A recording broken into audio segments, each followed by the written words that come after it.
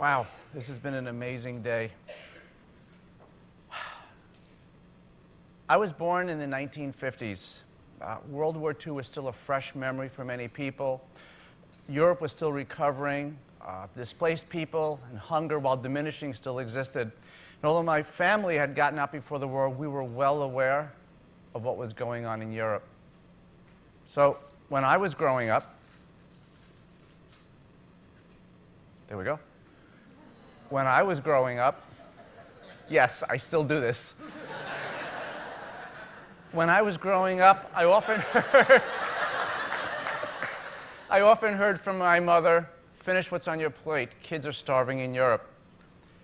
You may have heard the same thing from your parents about India, China, or Africa. But for me, this early awareness of hunger stayed with me and has stayed with me. I want to take you on a brief journey that I took looking at hunger in America and a solution that I found in my backyard, a homegrown solution. This is the story of the AmpleHarvest.org campaign, which is an interesting look at an opportunity to meld together technology, to meld together people's goodwill, and to bring them together to solve a problem, in this case hunger, that some people thought, and malnutrition, that could never be solved, and to do it without spending a dime. So my mother would say, "Finish what's on your plate, kids are starving in Europe." And these were the images, the type of image that we would have. This is what it looks like today in America. I never thought we'd be discussing this about hunger in America, but this is where we're at today.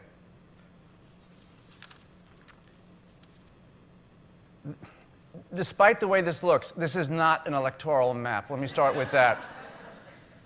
We have 50 million people in this country who are food insecure. That either means you're hungry or you're at real risk of being hungry.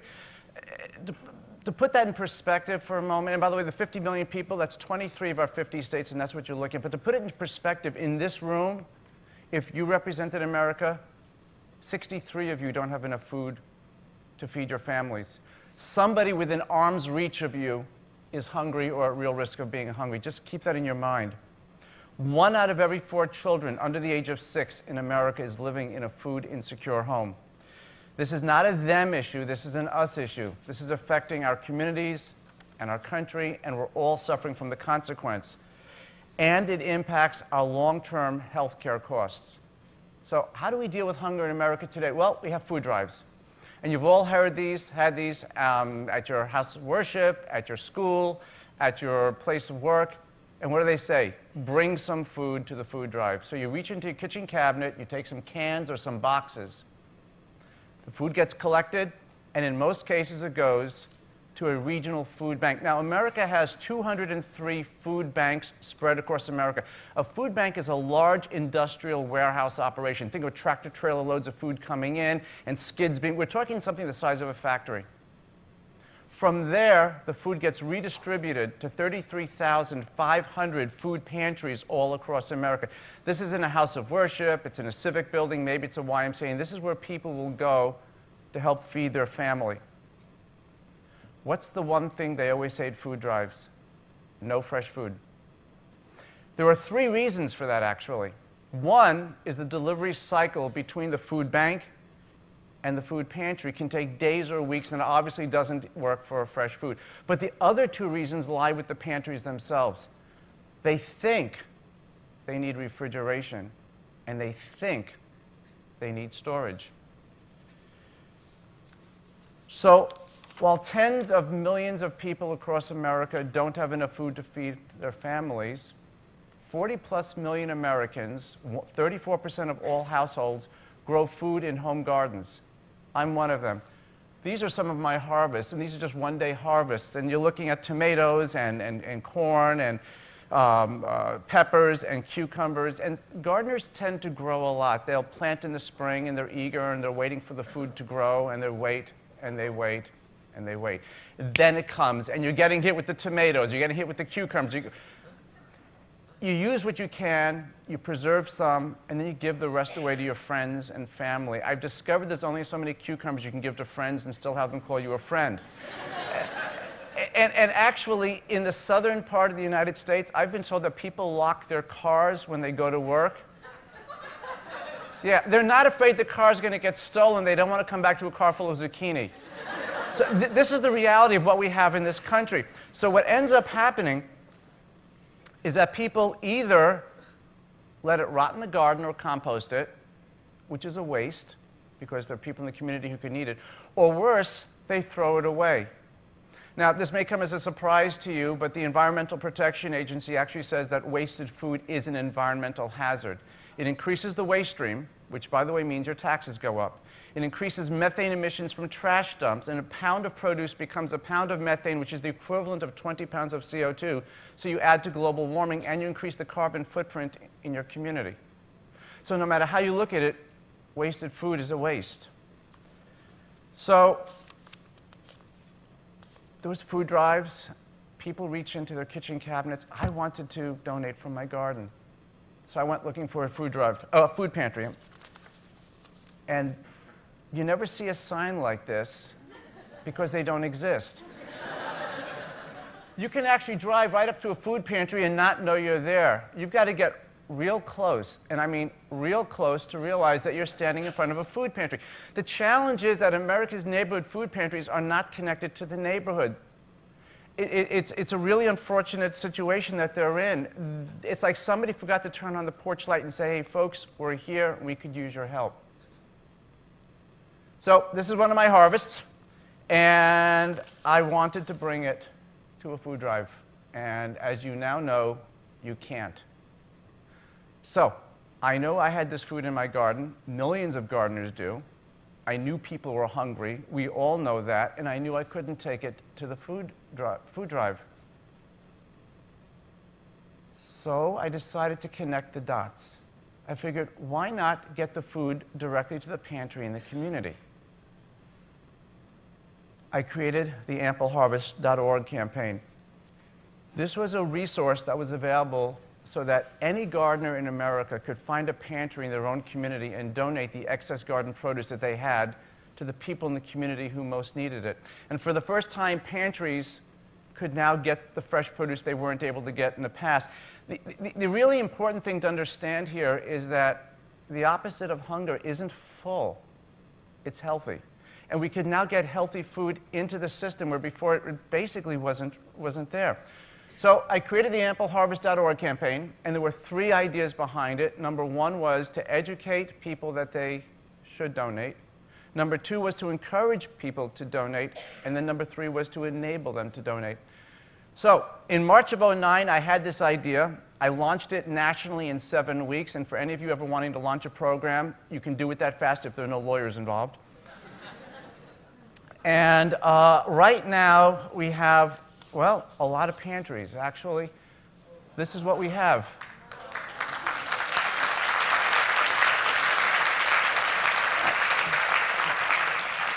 Now, the only problem with this map is it's wrong, because I had to hand this presentation in a week ago, and it says 4,690 pantries. A real-time number is 4,718, and while I've been here, pantries in New Orleans, St. Louis, Wichita, and the Bronx have registered on AmpleHarvest.org.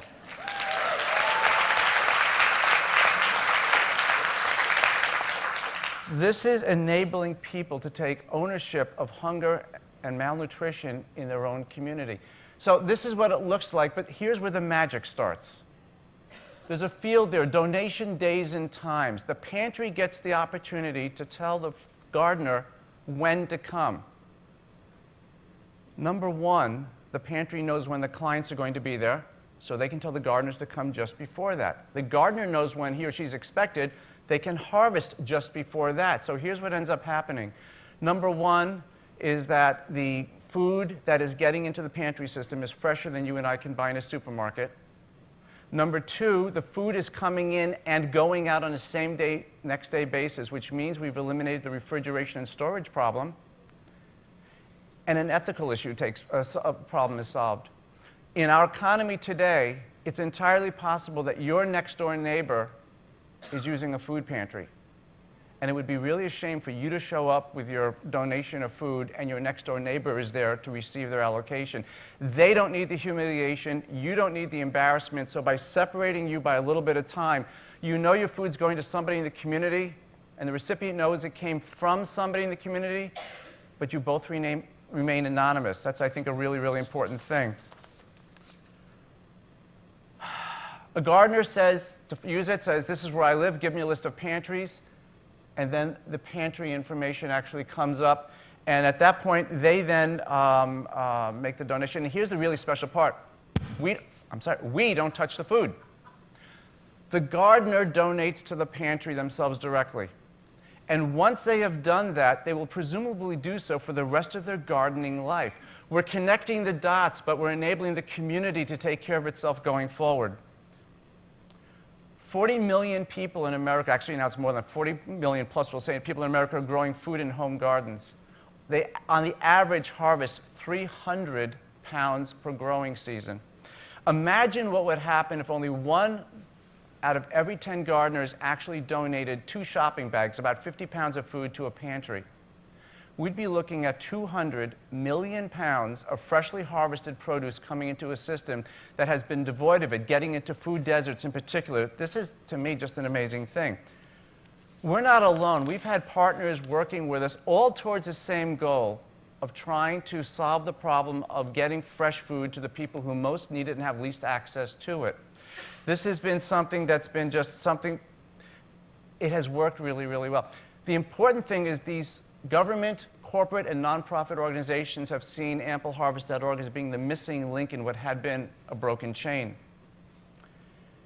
Jamie Oliver, who spoke so brilliantly before on the video, First Lady Michelle Obama, whose Let's Move initiative tries to get people to eat better and to exercise. Michael Pollan, who is a TED speaker and basically says, eat, not too much, mostly plants. They're all saying the same thing. Eat healthier food. But for the millions of Americans who don't have the money to buy healthy food, this is enabling people to get what they're advocating. This is food that would have been thrown away and instead ended up in a food pantry in Bridgeport, Connecticut. This idea is working, and it's working across all 50 states in America. For kids, this is particularly important. Kids need to grow up knowing that apples don't come pre-sliced in cellophane and peas come in pods and not cans. We're moving information instead of moving food to diminish hunger and malnutrition in America.